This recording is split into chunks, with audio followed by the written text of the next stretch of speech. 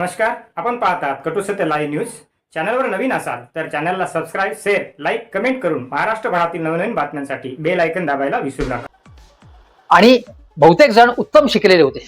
ठीक आहे, तुम्ही शिकलेले नसाल पण किमान सामाजिक शिक्षण असलं पाहिजे. सामाजिक शिक्षण म्हणजे कसं की परिवर्तनाच्या किंवा कुठल्याही सामाजिक चळवळीमधनं जो तुम्हाला अनुभव मिळतो, जो अभ्यास होतो, तुमचा लोकांचा अभ्यास होतो, प्रश्नांचा अभ्यास होतो, समाजाचा अभ्यास होतो, राजकीय अभ्यास होतो, राजकीय शिबिरांना तुम्ही हजेरी लावता, अभ्यास शिबिरांना हजेरी लावता आणि त्याच्यातनं तुमचं नेतृत्व घडत असतं. जर तुम्ही ठेकेदारांच्या सहवासात राहिला, गुन्हेगारांच्या टोळक्यामध्ये राहिला आणि केवळ पैसे आणि प्रेशर कुकर काय काय काय काय वाटून मतं मिळवून जिंकत राहिला आणि मग एकदा निवडून आलात की मग विधिमंडळात हजेरी लावायची नाही, हजेरी लावतो काही प्रश्न विचारायचे नाहीत, बोगस प्रश्न विचारायचे फालतू काहीतरी, आणि आराम करायचा आणि 5 वर्षामध्ये कसे आपले पैसे वाढतील हे बघायचं. हात कसा मारता येईल प्रत्येक कामामध्ये, आपल्या विकास निधीमध्ये कसा हात मारता येईल, आमदार निधीमध्ये कसं कमिशन घेता येईल, एवढंच बघायचं. हे कसले आमदार आहेत? याचा अर्थ अन्य पक्षाचे आमदार फार चांगले असं म्हणत नाही. इथे तळाला एकनाथ शिंदे यांचा आमदार हे आपण लक्षात घेतलं पाहिजे. आणि जे आमदार मग ते कुठले असो, काँग्रेसचे, राष्ट्रवादी, शरद पवार किंवा अजितदादा गटाचे, भाजपचे, ठाकरे सेनेचे, ज्यांचा नंबर फार वरचा नाहीये, त्यांनी सुद्धा आपली कामगिरी कशी सुधारायला पाहिलं पाहिजे. पण आता मुद्दा आहे की एकनाथ शिंदे जे बडबड करतात बरंच की आम्ही महाराष्ट्राच्या विकसित महाराष्ट्रासाठी, समृद्धीसाठी काम करतोय, त्यांचे आमदार, त्यांची कामगिरी सुमार आहे, त्यांच्या मंत्र्यांची कामगिरी बोगस आहे. आणि म्हणून हे लक्षात ठेवा, आपण कोणत्या लोकांना निवडून देतोय जे फक्त स्वतःचं कल्याण साधतायत, स्वतःचं समृद्धी साधतायत, हे लक्षात ठेवा. निदान पुढच्या निवडणुकीला मतदारांनी हे लक्षात घेतलं पाहिजे. कारण ही प्रजा फाउंडेशन यांचे अहवाल अत्यंत अभ्यासपूर्ण असतात. ते अहवाल आपल्याकडे त्याचा तपशील ठेवला पाहिजे. उमेदवारांना निवडताना गुन्हेगारी पार्श्वभूमी असलेले, बिनडोक, कुठलाही अभ्यास नसलेले आणि केवळ कमिशनखोरी करणारे, लाचखाऊ, भ्रष्ट अशा आमदारांना ते विकासाची कितीही त्यांनी भाषा केली तरी त्यांना तळाला फेकून दिलं पाहिजे. त्यांना निवडून देता कामा नये, एवढंच लक्षात. मित्रांनो, आज परीक्षा पे चर्चा हा देशामध्ये चर्चेचा विषय बनलेला आहे. मी एकापेक्षा एक पराक्रम करतोय. आपण अनेक परीक्षा, प्रश्नपत्रिका फुटल्यामुळे रद्द कराव्या लागतात. कधी कम्प्युटरमध्ये घोळ होत आहेत, कधी अन्य काही ऍडमिनिस्ट्रेटिव्ह घोळ होत आहेत. आणि म्हणून जंतर मंतरवर जे आंदोलन झालं त्याच्यानंतर अनेक आंदोलन झाली, महाराष्ट्रासह काही परीक्षा रद्द झाल्या. आता हा विद्यार्थ्यांच्या भवितव्याचा प्रश्न असतो, म्हणून आपण परीक्षेच्या संबंधी प्रश्नांवरती चर्चा करू. पंतप्रधान नरेंद्र मोदी परीक्षा पे चर्चा म्हणजे मन की बात मधून करतात, आपलं ऐकवतात, मुलांचं ऐकून घेत नव्हते. राहुल गांधी आता मुलांची सुखदुःख जाणून घेण्याचा प्रयत्न करतात. अन्य कोणी करत असतील तर त्याचं स्वागत आहे. आज आपल्याला बोलायचंय ते मुलांच्या परीक्षांबद्दल नाही, आमदारांच्या परीक्षाबद्दल. आमदारांची परीक्षा म्हणजे काय? 5 वर्षानंतर आमदारांची परीक्षा होते, खासदारांची होते परीक्षा. पण प्रजा फाउंडेशन म्हणून जी एक संस्था आहे, स्वयंसेवी संस्था, ही आमदारांच्या परफॉर्मन्सचा म्हणजे कामगिरीचा अभ्यास करते आणि आपले निष्कर्ष जाहीर करते. तटस्थ संस्था आहे ती, कोणाच्या बाजूची संस्था नाहीये ती. मग आमदारांनी विधिमंडळात केलेलं काम, विचारलेले प्रश्न, कोणते प्रश्न विचारले, कशा प्रकारचे प्रश्न विचारले, त्यांची उपस्थिती काय होती, त्यांचा अभ्यास त्यामध्ये दिसतो का, आणि त्यांचं एकूण वर्तन कसं आहे, अशा अनेक मुद्द्यांचा विचार करून हा अहवाल तयार केला. आता या अहवालाबद्दल आपण बोलूया. आणि या अहवालात मी पहिला एक फक्त गोष्ट सांगतो आणि दुसरे काही मुद्दे आपण चर्चेला घेऊ. या अहवालाचा निष्कर्ष असा आहे की काँग्रेसचे आमदार मोजके हे या मुंबईच्या आमदारांचा अभ्यास केला तर त्यामध्ये काँग्रेसचे जे आमदार आहेत ते आघाडीवरती आहेत परफॉर्मन्सच्या बाबतीत. आणि तळाला कोण आहेत तर महाराष्ट्राच्या विकासासाठी आम्ही प्रयत्न करतोय, विकसित महाराष्ट्रासाठी धडपडतोय, सर्वसामान्यांसाठी काम करतोय, असा जे दावा करतात त्या एकनाथ शिंदेचे नेते किंवा त्यांचे आमदार हे तळाला आहेत, तळाच्या क्रमांकावर. अत्यंत भीषण आणि वाईट कामगिरी. त्या कामगिरीकडे आपण वळण्यापूर्वी आपण 2-3 मुद्द्यांची चर्चा करू. खुद्द एकनाथ शिंदे आपल्या पक्षाच्या मंत्र्यांबद्दल नाराज आहेत. ही नाराजी त्यांनी गेल्या वर्षीही बोलून दाखवली होती आणि सांगितलं की तुमचं काम चांगलं नाहीये, अनेकांचं बदलायला लागेल, सुधारा तुम्ही मतदारसंघांना भेट देत नाही, त्यांचे प्रश्न सोडवत नाहीत, तुम्ही लोकांमध्ये फिरत नाही, तुमची मंत्रालयामध्ये उपस्थिती कमी असते, तुम्ही निर्णय घेत नाहीत, लोकांचे प्रश्न सोडवत नाहीत, अशा अनेक तक्रारी खुद्द एकनाथ शिंदेनीच केल्या. आणि शिंदेने असं सांगितलं की हे जर सुधारलं नाही तर मग मंत्रिमंडळात फेरबदल करावा लागेल. गेल्या वर्षी ते बोलले आणि यावर्षी 2-3दा त्यांनी बैठकांमध्ये जाहीरपणे सांगितलं. त्यांचे एक मंत्री आहेत विदर्भातले, ते मंत्री आपल्यापेक्षा मित्रपक्षाचं म्हणजे भाजपचंच काम जास्त करतात किंवा भाजपच्या मागे मागे असतात, अशी तक्रार आहे एकनाथ शिंदे यांच्या पक्षाच्या नेतृत्वाची. नेतृत्व म्हणजे कोण? एकनाथ शिंदेच.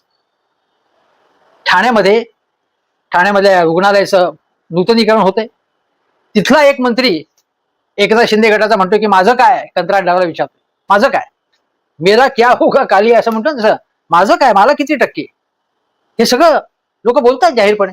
मी शिंदेच नाराज आहे त्यांच्या या वर्तणुकीमुळे. आता एकनाथ शिंदे काय काय उपद्व्याप करतात हे आपल्याला माहिती आहे, ते सोडून द्या आपण.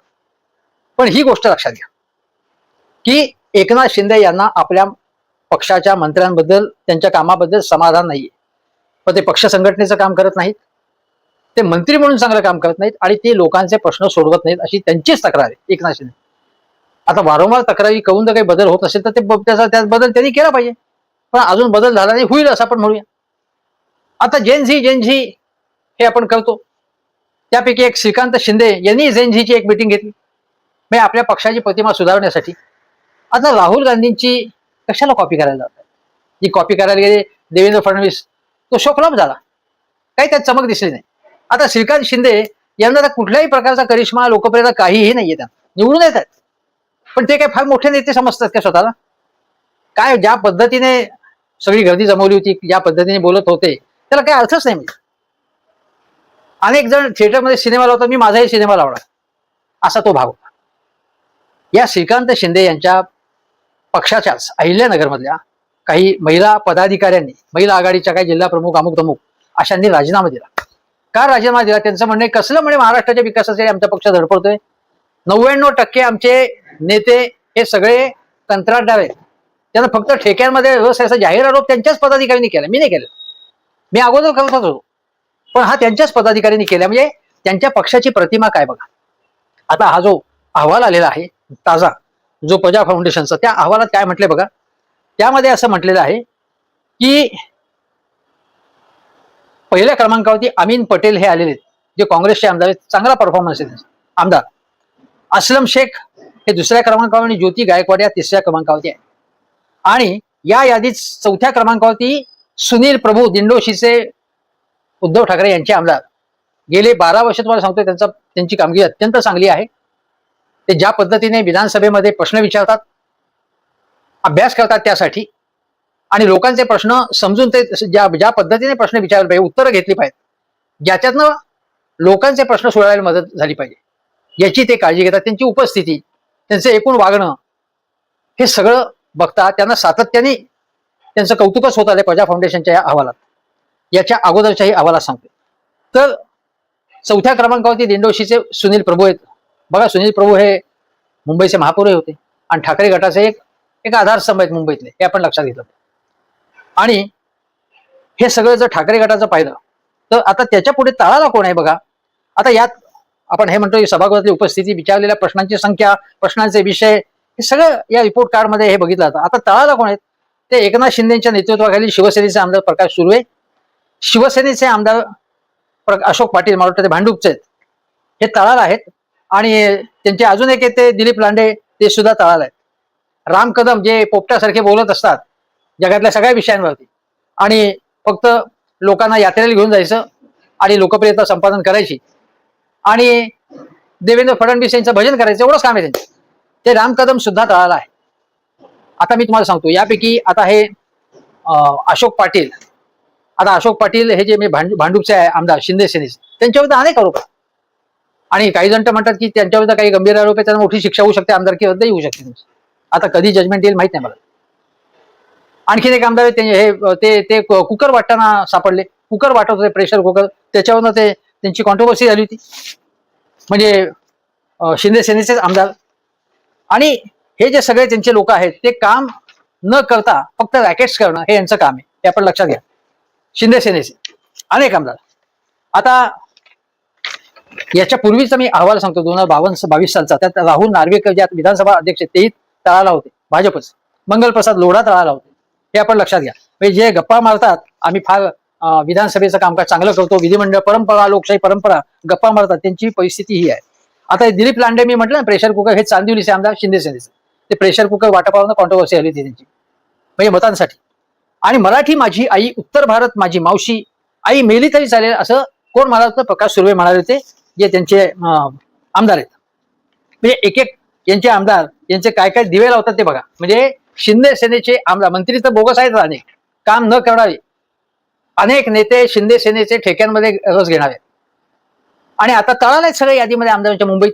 आता सगळ्या महाराष्ट्राची यादी केव्हा प्रसिद्ध करतील माहित नाही प्रजा फाउंडेशन. पण एकनाथ शिंदे जे म्हणतात बाळासाहेबांचे विचार आणि आनंद दिघे यांचे विचार पुढे नेण्यासाठी आम्ही सगळं करतोय, ते तळाला आहेत. आता याच्यामध्ये तुम्हाला सांगतो, शिक्षणाच्या बाबतीत बघा तुम्ही, जे 10 म्हणजे किमान शैक्षणिक पात्रता ही अट काही नाही आमदारकीसाठी. सर्वात कमी शिकलेले 10 आमदार कोणते ते बघा महाराष्ट्राच्या विधानसभेत. विद्या ठाकूर गोरेगावच्या भाजपच्या, त्या 8वी पास आहेत.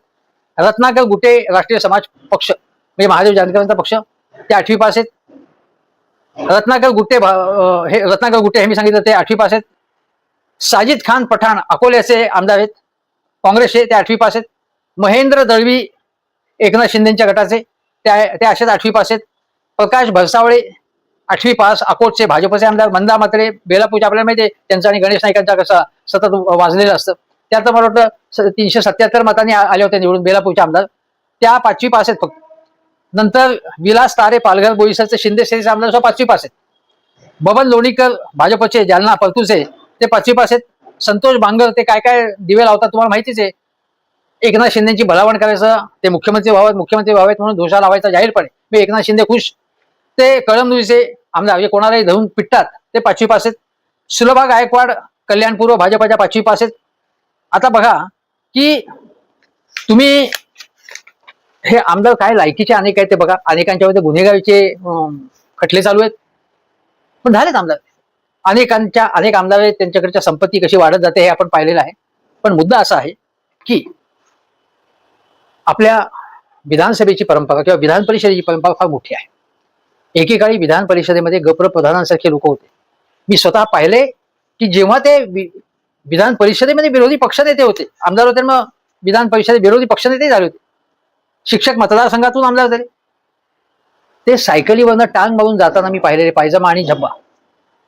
आणि त्यांनी शेवटी निवृत्त झाल्यानंतर अनेक वर्षांनी, वयोवृद्ध झाल्यानंतर आपलं घर त्यांनी साधना साप्ताहिकाला देऊन टाकलं आणि ते स्वतः एका संस्थेमध्ये जाऊन राहिले, एका रुग्णालयात, सानेगुरुजी रुग्णालय हडपसरच्या. अशी मोठी माणसं. एन डी पाटील ज्यांनी शोषित पीडितासाठी जीवाचं रान केलं, त्यांचा परफॉर्मन्स विधानसभेतला कसा असायचा? किती नावं सांगू. गणपतराव देशमुख सातत्याने निवडून आलेले, यांनी पैसा मिळवला नाही, म्हणाल ते गोरे. अतिशय चांगले प्रबोधनाचं काम केलं त्यांनी आणि पाणी प्रश्नापासून महागाईच्या प्रश्नावर लढे उभारले. विरोधी पक्षनेता म्हणून चांगलं काम केलं. ही साधी माणसं होती, त्यांनी पैसा मिळवला नाही, त्यांनी कुठलेही ठेके मिळवले नाही. ते सुजाण शिकलेले होते आणि चळवळीतनं पुढे आलेलं नेतृत्व होतं, ठेकेदारीतनं पुढे आलेलं नेतृत्व नव्हतं. आणि बहुतेक जण उत्तम शिकलेले होते. ठीक आहे, तुम्ही शिकलेले नसाल, पण किमान सामाजिक शिक्षण असलं पाहिजे. सामाजिक शिक्षण म्हणजे कसं की परिवर्तनाच्या किंवा कुठल्याही सामाजिक चळवळीमधनं जो तुम्हाला अनुभव मिळतो, जो अभ्यास होतो तुमचा, लोकांचा अभ्यास होतो, प्रश्नांचा अभ्यास होतो, समाजाचा अभ्यास होतो, राजकीय अभ्यास होतो. राजकीय शिबिरांना तुम्ही हजेरी लावता, अभ्यास शिबिरांना हजेरी लावता आणि त्याच्यातनं तुमचं नेतृत्व घडत असतं.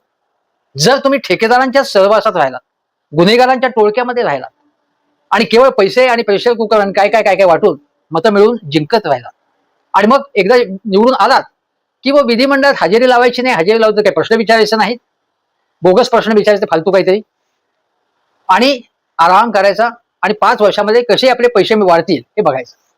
हात कसा मारता येईल प्रत्येक कामामध्ये, आपल्या विकास निधीमध्ये कसा हात मारता येईल, आमदार निधीमध्ये कसं कमिशन घेता येईल, एवढंच बघायचं. हे कसले आमदार आहेत? याचा अर्थ अन्य पक्षाचे आमदार फार चांगले असं म्हणत नाही. इथे तळाला एकनाथ शिंदे यांचा आमदार हे आपण लक्षात घेतलं पाहिजे. आणि जे आमदार मग ते कुठले असो, काँग्रेसचे, राष्ट्रवादी, शरद पवार किंवा अजितदादा गटाचे, भाजपचे, ठाकरे सेनेचे, ज्यांचा नंबर फार वरचा नाहीये, त्यांनी सुद्धा आपली कामगिरी कशी सुधारायला पाहिलं पाहिजे. पण आता मुद्दा आहे की एकनाथ शिंदे जे बडबड करतात बरंच की आम्ही महाराष्ट्राच्या विकसित महाराष्ट्रासाठी, समृद्धीसाठी काम करतोय, त्यांचे आमदार, त्यांची कामगिरी सुमार आहे, त्यांच्या मंत्र्यांची कामगिरी बोगस आहे. आणि म्हणून हे लक्षात ठेवा, आपण कोणत्या लोकांना निवडून देतोय जे फक्त स्वतःचं कल्याण साधतायत, स्वतःचं समृद्धी साधतायत, हे लक्षात ठेवा. निदान पुढच्या निवडणुकीला मतदारांनी हे लक्षात घेतलं पाहिजे. कारण ही प्रजा फाउंडेशन यांचे अहवाल अत्यंत अभ्यासपूर्ण असतात. ते अहवाल आपल्याकडे त्याचा तपशील ठेवला पाहिजे.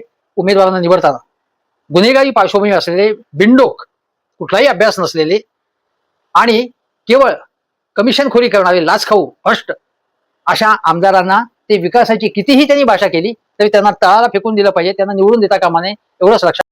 पाहत राहा निर्भीड सत्य अर्थात सर्वसामान्यांचे व्यासपीठ, आपल्या सर्वांच्या हक्काचे चॅनल कटू सत्य लाईव्ह न्यूज. धन्यवाद.